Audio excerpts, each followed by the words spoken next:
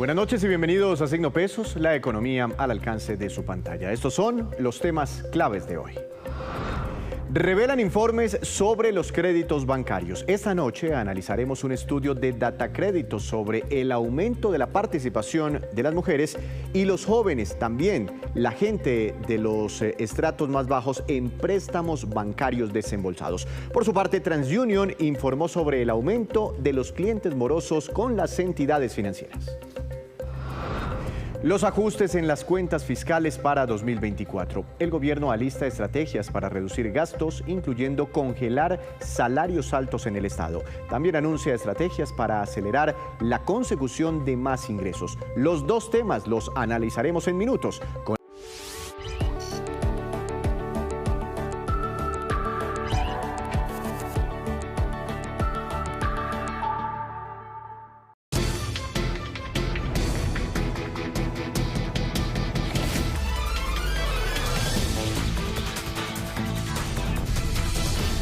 Buenas noches y bienvenidos a Signo Pesos, la economía al alcance de su pantalla. Esos son los temas claves de hoy.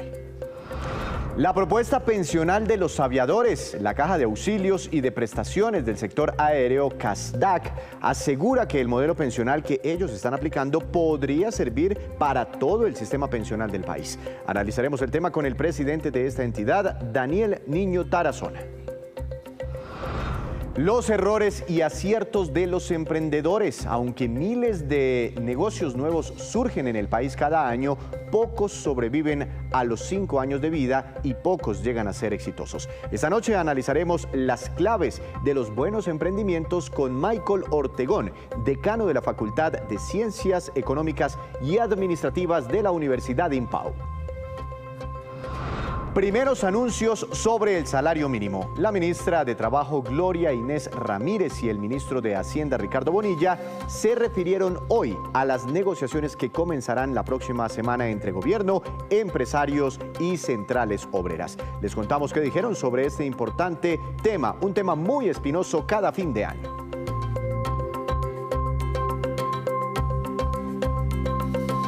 Comenzamos esta emisión de Signo Pesos hablando de la reforma pensional que cursa en el Congreso de la República y de las nuevas propuestas que surgen desde distintos sectores para introducirle al nuevo sistema pensional que se está creando en el país.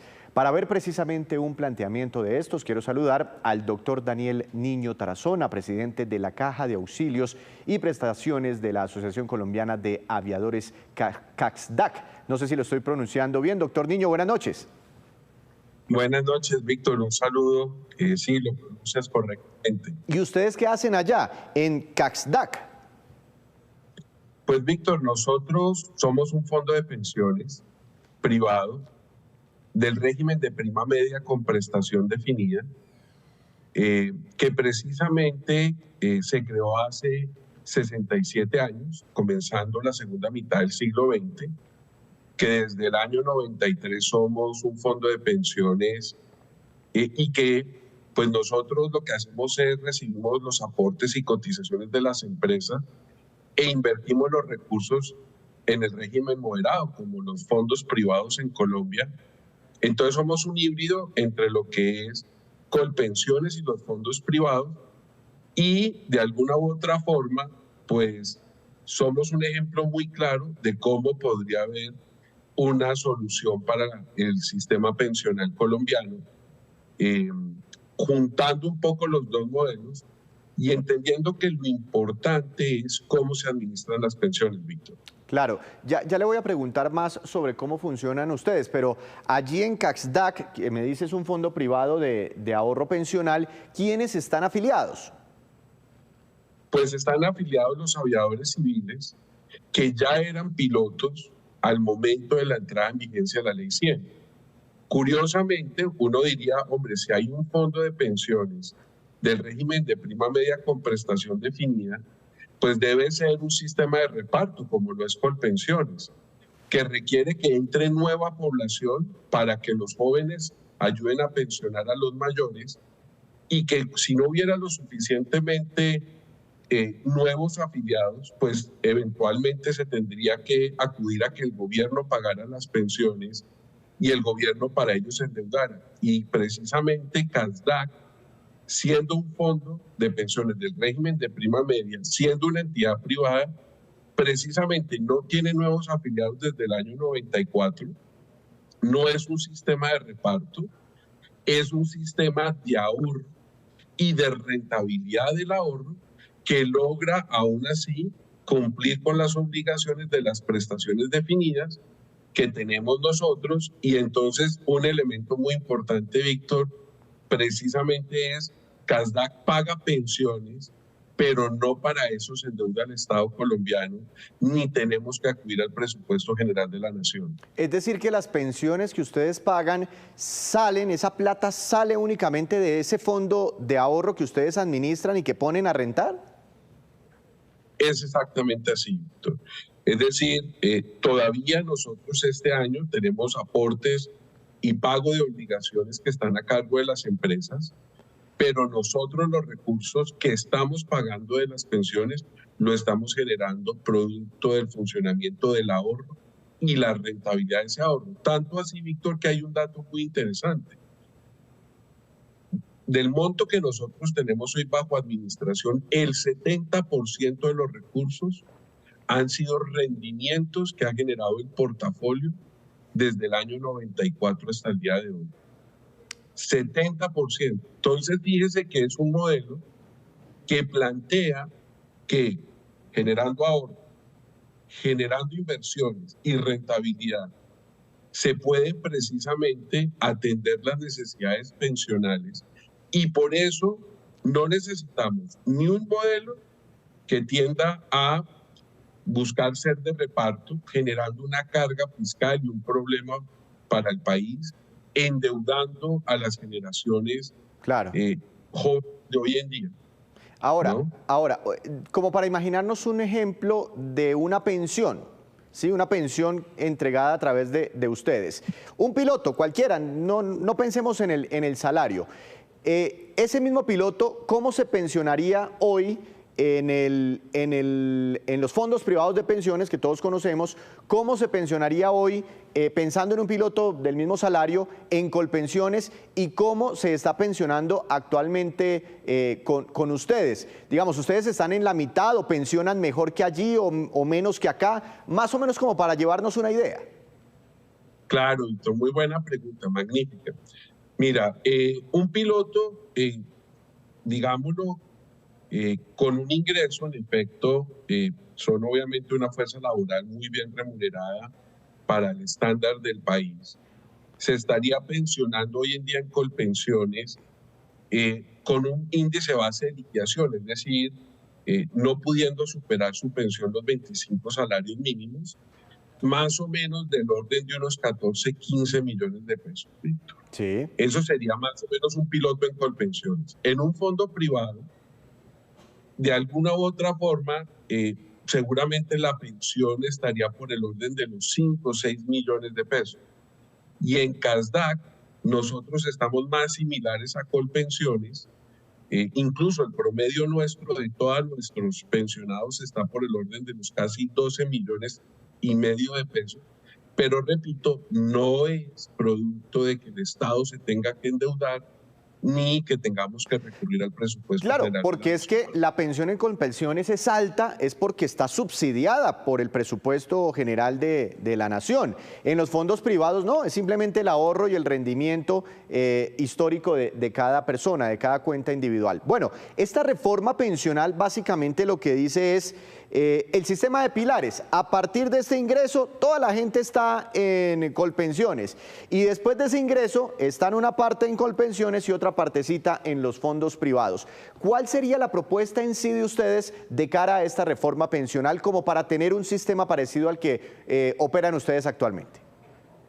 No, yo creo que principalmente, Víctor, es la importancia de que sigan habiendo los fondos privados, número uno, que sean basados en ahorro y rentabilidad.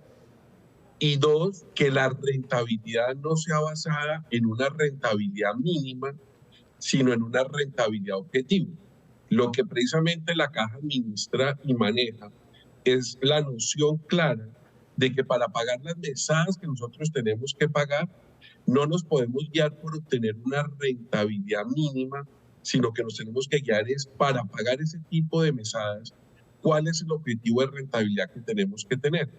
Entonces, lo más importante de esto, Víctor, es que para la Caja, la CASDAC, lo más relevante en la gestión y administración del ahorro pensional es el pasivo pensional. El pasivo pensional es todos los afiliados que hay, los tipos de pensiones que hay que pagarles, por la cantidad de años en que ellos o sus beneficiarios van a estar vivos. Y esto es bien importante a diferencia de lo que el país ha tenido. Primero, porque no es lo que ha ocurrido en estos años, por ejemplo, en el FOPEP, en el Fondo de Pensiones de los Entes Territoriales. Claramente hay un problema en Colpensiones. Tú lo mencionabas, no solo son los subsidios, es el hecho de que en Colpensiones no hay ahorro y no hay rentabilidad. Y el tercero, de cara a los fondos privados, donde vemos cosas muy positivas, es que cuando nos tenemos que guiar por un régimen de rendimiento objetivo, incluso ayudamos a desarrollar el mercado de capitales. Porque aquí nosotros tenemos que entender la importancia que es que los fondos de pensiones, buscando la rentabilidad que tienen que conseguir para pagar las pensiones que esperan los colombianos, a su vez ayudemos a desarrollar la pequeña, la mediana empresa, varios sectores económicos del país que muchas veces buscan en el mercado de capitales una financiación complementaria a la financiación bancaria. Entonces nosotros, eso es lo que hemos hecho a lo largo de estos 30 Claro. años desde el año 90, Víctor. Una última pregunta, doctor Niño, pues me gustaría hacerle preguntarle más sobre detalles de cómo funcionan, porque de todas formas me parece muy interesante este tema del rendimiento y que tengan pensiones muy parecidas a Colpensiones. Seguramente hablaremos de ese tema más adelante, pero ustedes ya tuvieron la oportunidad de sentarse, no sé, con el gobierno, con los congresistas para decirles, mire, aquí tenemos esta propuesta, ¿por qué no hacen un modelo, no construyen un modelo pensional parecido al nuestro?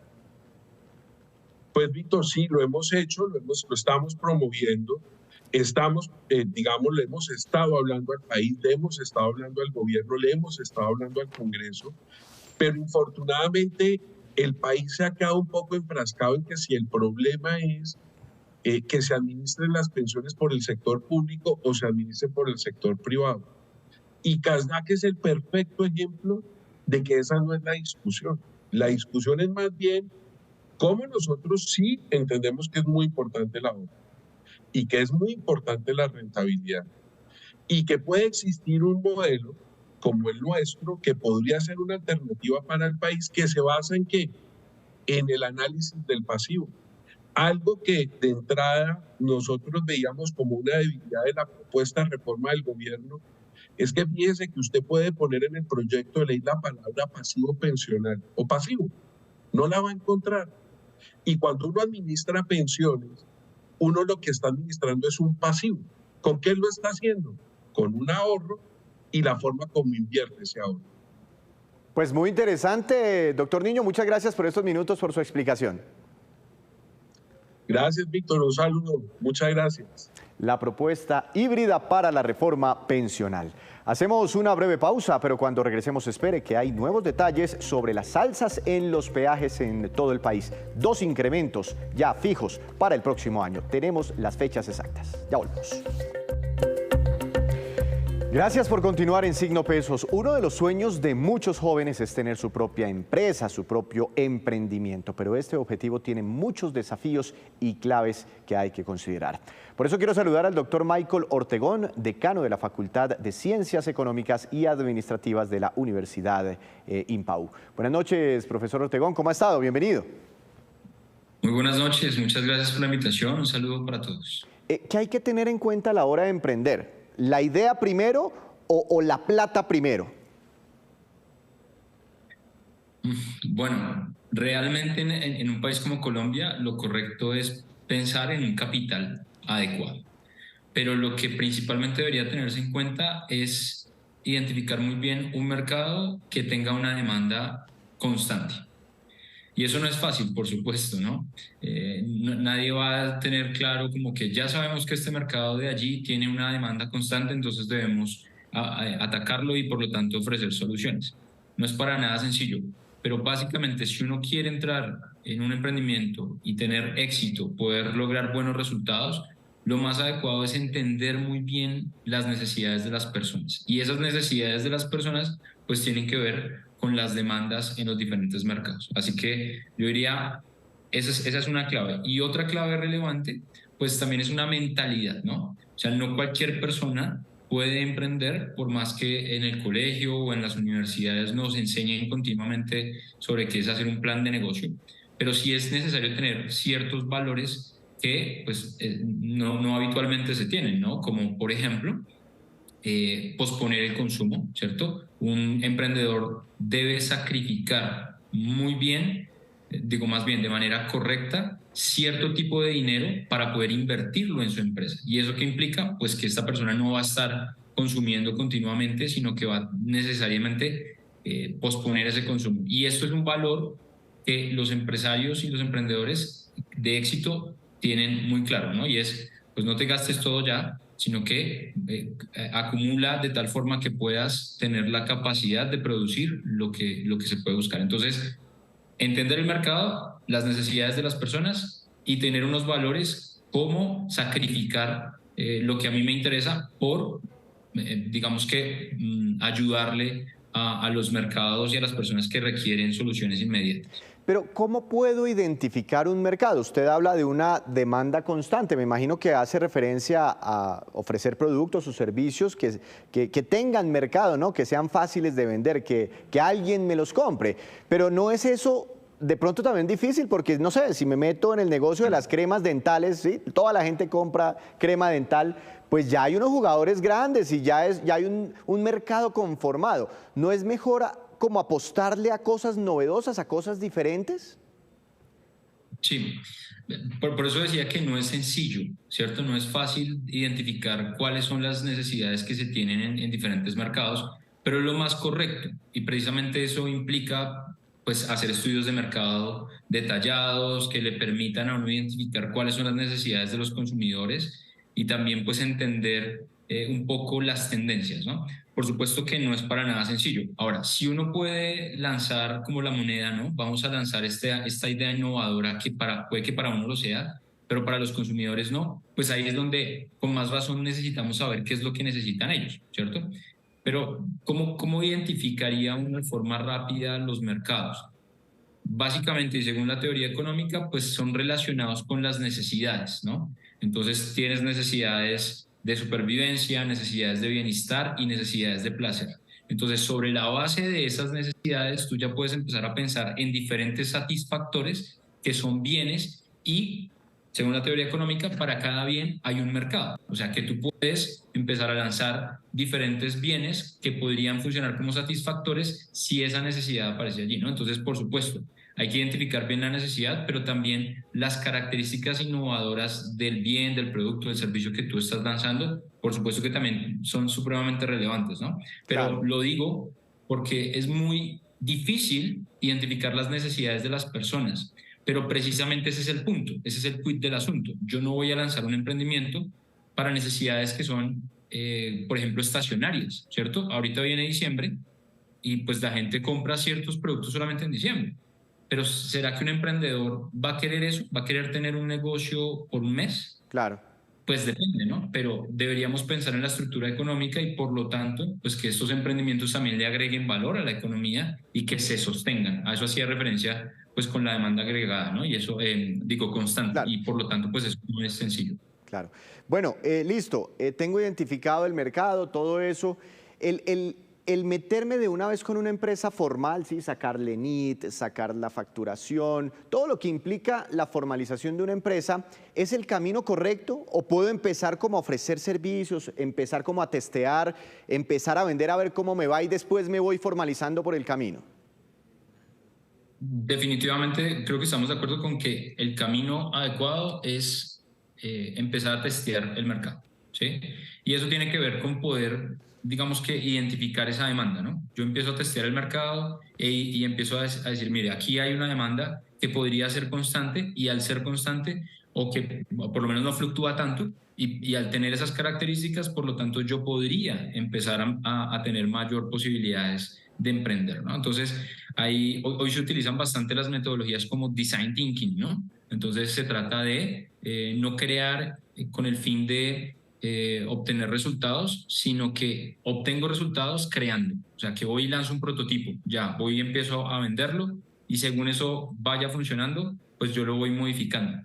Pero articulándolo con lo que decía anteriormente, pues eso implica que yo también debo reconocer ciertas necesidades, y quizás los satisfactores son los que empiezan a cambiar, pero no la necesidad como tal, sino quizá unos bienes que tengan ciertas características que yo puedo complementar con unos servicios, agregándole innovación en la experiencia del servicio, quizá vinculándolo con herramientas digitales, campañas de marketing, ¿cierto? Pero en eso uno puede innovar, y creo que todas las empresas en última instancia lo hacen, ¿cierto? Y innovan sus productos, pero entienden muy bien que pues hay una demanda que los requiere. Entonces, claro, hay que testear, pero el testear tampoco es la razón suficiente para decir, pues testeemos todo lo que queramos, ¿no? Sino entendamos un poco qué necesidades hay y empezamos a testear sobre esas necesidades. Y eso implica pues que también uno debe conocer muy bien a su cliente, hablar con él, conversar con él, entender qué es lo que quiere, y por lo tanto eso también es entender la demanda. Doctor, profesor Ortegón, bueno, los emprendimientos, sobre todo en sus primeras fases, en sus primeras etapas, se caracterizan por ser ideas muy buenas sin capital. Ese tema del capital, ¿qué tan fácil es obtenerlo? Porque mucha gente dice, no, la plata está ahí, la plata está por montones y eso es simplemente buscarla. No sé si eso sea tan fácil, porque a veces en los desvelos a uno se le ocurren una cantidad de ideas, pero hombre, ¿dónde salgo y encuentro capital? ¿Sí hay gente dispuesta a ponerle plata a los emprendimientos y dónde se consigue esa plata? Pues es que fíjese, cuando uno lo mira, hay que siempre tener dos perspectivas, la perspectiva micro y la perspectiva macro. Desde la perspectiva macro, no es para nada positivo que las empresas no funcionen con capital. ¿Por qué? Porque la economía se vuelve intensivamente trabajo. O sea que la combinación de factores productivos, lo más intensivo es el trabajo. Y una economía, bueno, ya lo muestra la OCDE, ¿no? Colombia es una de las economías que más trabajan, pero de las más improductivas del mismo ranking, ¿cierto? Entonces, fíjese que desde lo macro no es tan recomendable. Lo que se espera es más bien que la economía tenga una característica de intensivamente capital, intensivamente trabajo, y que estén relativamente paralelas, ¿cierto? O sea que si hay capital, pues también debe haber buen trabajo, y no a la inversa. No es, hay poco capital, debe haber muchísimo trabajo. Entonces, en ese sentido, hay que mirarlo. Pero también desde la perspectiva micro.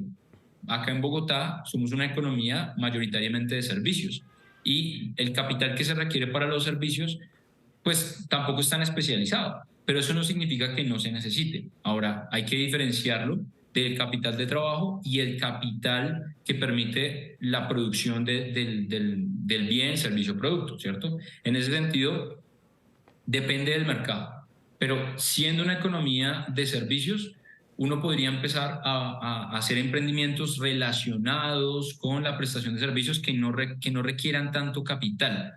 Sin embargo, ya los datos nos lo muestran, ¿no? Tenemos muchos problemas en ciertas industrias, en ciertos sectores en particular. Por ejemplo, uno pensaría quizá que no se requiere mucho para ser un educador, ¿no? Entonces voy a ser un emprendedor y voy a educar. Pero lo que nos muestran las cifras es que la tasa de supervivencia está alrededor del 30%, y que la probabilidad de éxito está más o menos en un 17%. O sea que en ese sentido, claro, yo para dictar una clase seguramente no necesite mucho capital, mucha inversión, pero es un mercado que no se sostiene tanto. Entonces, en ese sentido, lo más adecuado sí es pensar en negocios que tengan la posibilidad de tener un capital, aun cuando en su inicio no lo requieran tanto. Pues hay negocios donde no habría mucho que perder, pero tampoco mucho que ganar, y el riesgo también juega ahí un papel importante. Profesor Obregón, muchas gracias por estar aquí con nosotros, que tenga una feliz noche. Bueno, no, muchísimas gracias por la invitación, y pues un placer estar aquí con ustedes. El placer es nuestro, feliz fin de semana. Es hora de hacer una segunda pausa y en breve les contaremos cuál es la nueva moneda presentada hoy por el Banco de la República. Es novedosa. Regresamos a Signo Pesos con esta que es la cifra económica del día. Es la siguiente, 11,5% y corresponde al incremento anual en los precios de las viviendas nuevas registrados hasta el tercer trimestre de este año, según revela oficialmente hoy el DANE.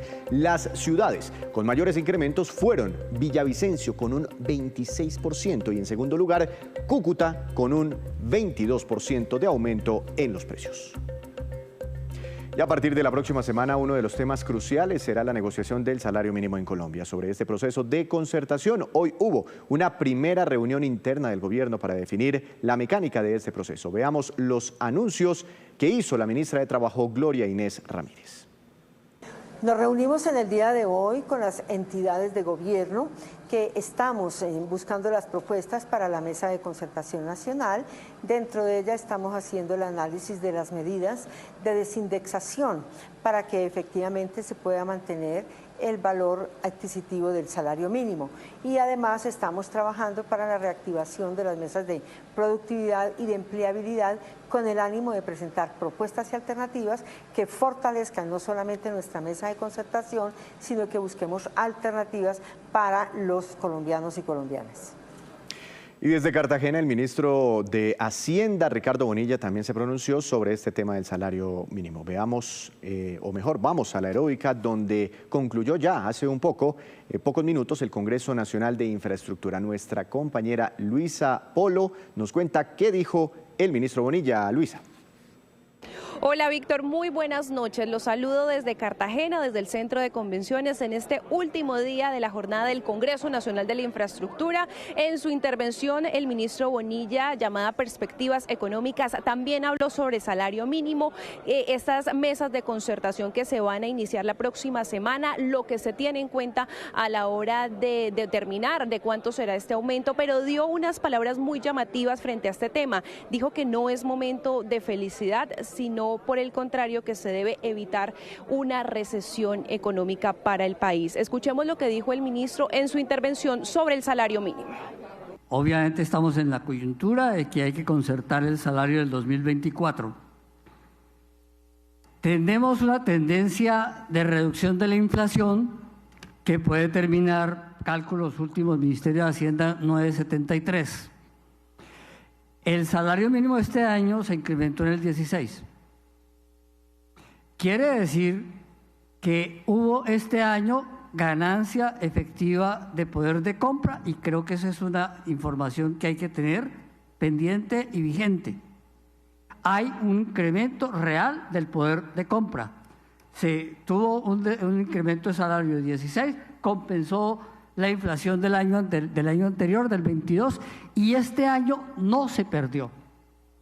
No lo que suele suceder, que se incremente el salario mínimo y después la inflación lo pierde. Este año no pasó eso. Este año lo que tenemos es una ganancia de al menos 6 puntos en el poder de compra. Y ese es un buen punto de partida de esta negociación. Tenemos un piso. El piso no lo pone el gobierno. El piso lo puso la Corte. La Corte hace muchos años dijo que no se podía incrementar el salario mínimo por debajo del índice de precios al consumidor causado. ¿Alguna vez alguien le propuso mirarlo por el índice de precios al consumidor esperado?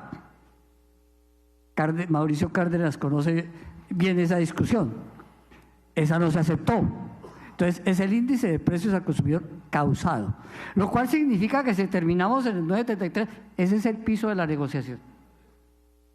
Y a eso hay que revisarle productividad y otros factores. Entonces, un poco diría aquí qué tanto puede ser el ajuste de este año, dada que hay dos elementos de referencia. Uno, no se perdió poder de compra. Y dos, la coyuntura no está para felicidades. La coyuntura está para evitar una recesión.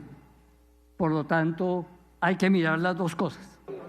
Y en este diálogo frente al sector de la infraestructura, frente a las concesiones, el ministro de Hacienda también habló sobre el incremento en el precio de los peajes, dio fecha, anunció cuáles serán las 2 fechas de ese incremento que será en el 2024, dice que esto es una medida necesaria y que también va a generar tranquilidad en el sector. Escuchemos lo que dijo el jefe de la cartera de Hacienda.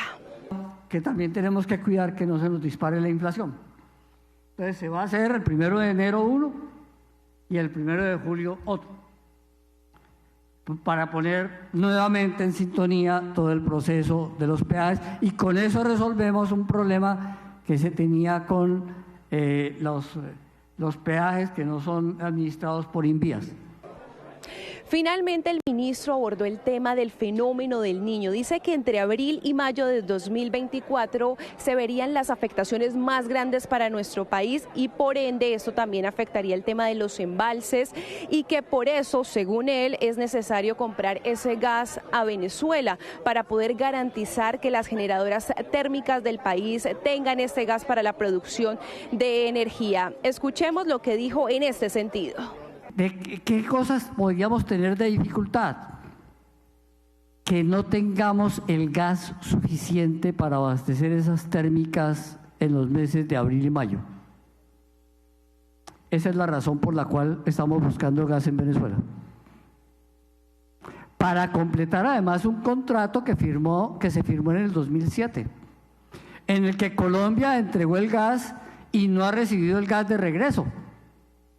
Y en este caso es recibir el gas de regreso para un momento coyuntural muy preciso, y es que tengamos con qué abastecer las térmicas en el fenómeno, en el momento más duro del Niño, y no tengamos dificultades de generación eléctrica.